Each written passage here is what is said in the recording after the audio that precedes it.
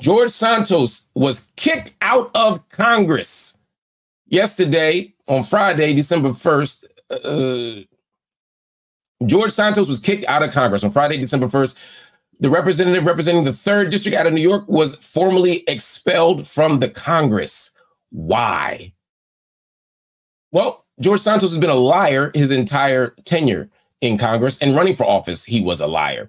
Every single thing George Santos ever said was basically not true. He said that he grew up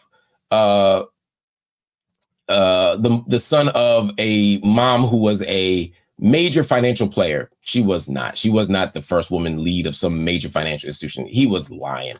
He said he went to Horace Mann School, a prestigious school in New York. He was lying. George Santos said that he went to Baruch College and graduated at the top of his class. He was lying. George Santos said that he was a volleyball star. He had all these crazy stories about being a great volleyball player. He's never picked up a volleyball in his life to play competitively. He said that he was Jewish. He is not. Later on, he said, well, I meant I was Jewish, like kind of Jewish. He was lying. He said he worked for Goldman Sachs. He was lying. But despite all of that, nobody wanted to kick him out of office. Nobody wanted to get rid of George Santos. Certainly not the Republicans, because they don't care about truth. They care about power. And George Santos represented another person who could take a potential Democratic seat from a Democrat in New York and allow them to advance their consistently troublesome agenda. So George Santos wasn't bothering anybody as far as they were concerned. And there's the way that we made George Santos into a joke. We made George Santos into a punchline. We made George Santos into somebody or something that we just kind of laugh at, that we mock, not somebody that we actually see as a threat to our democracy. We were too busy making fun of him on Saturday Night Live. And let me be clear, the jokes were on a trillion. They were hilarious. So I ain't mad at the jokes, but we kept him in office. More recently, we've seen George Santos face ethics investigation, where he's not just accused of being a pathological liar, but he's accused of being deceptive to voters, that he lied in filings allegedly to the FEC, that he was charging people for campaign donations, and he was charging people's accounts before they gave permission. They said that he was allegedly using campaign funds for things like Botox. They said that he was repaying himself for money that he never loaned. So they've shown that his pattern of lies, which goes back decades, is no different now.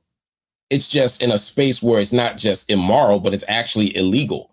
And so now the House Ethics Committee made a decision to issue this report that said, yo, this dude is bad business and he's bad for business. And that's why they're voting to expel him.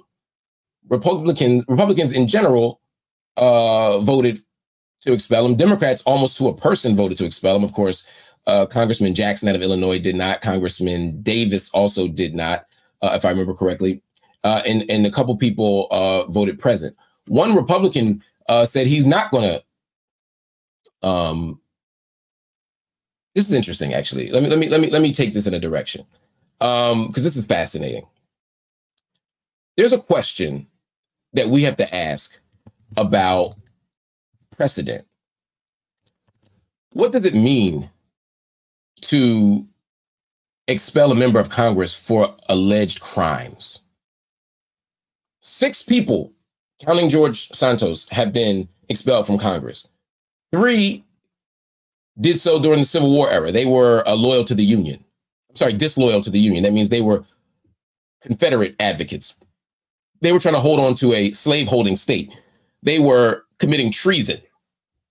So, of course, they were kicked out of the Congress. 2 people were convicted of a crime. George Santos is the first person to be expelled in the modern era who did not commit a crime. That is a very, very, very, very interesting but dangerous precedent. 311 people said yes, we're expelling him. 114 people said no.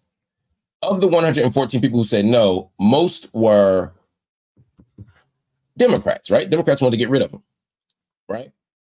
I'm sorry, forgive me. 114 people said no, we're not getting rid of him. of them, 105 were Republicans. 105 of the no votes were Republicans. Now, there's two reasons why Republicans might be doing this. One, they want to hold on to power, and they just want to keep Democrats upset. But then there's an actual principled reason. Even if it's not the reason why they did it, there is a principle underneath the no, which is, do we want to expel people from Congress who haven't been convicted of a crime?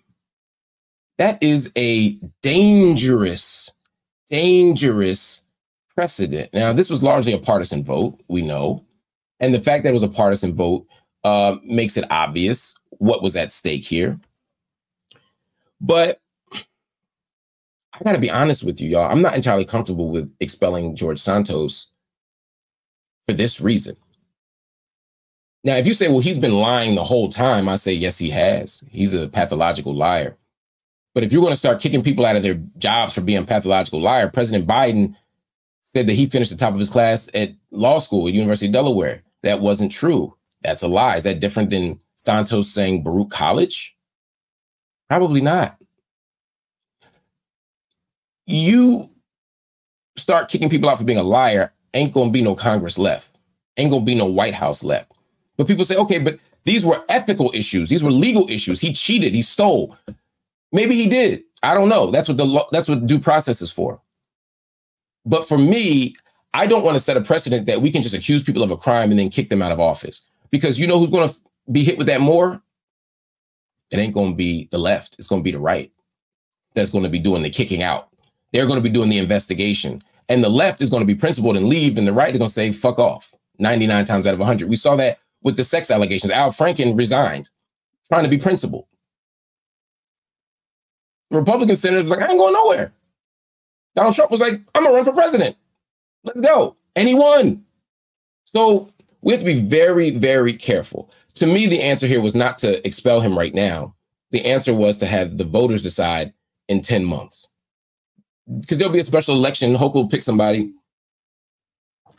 to help make a special election happen. And we'll see how it ends, right? But at the end of the day, the voters are going to decide. I would have let the voters just vote Santos out rather than set a precedent of expelling people for being liars and expelling people before they get their criminal prosecution. He wasn't going to resign. He wasn't going to leave, which is crazy, but he's not well. But you know what? He's George Santos. So you know what's going to happen? He's going to become a spectacle. He's going to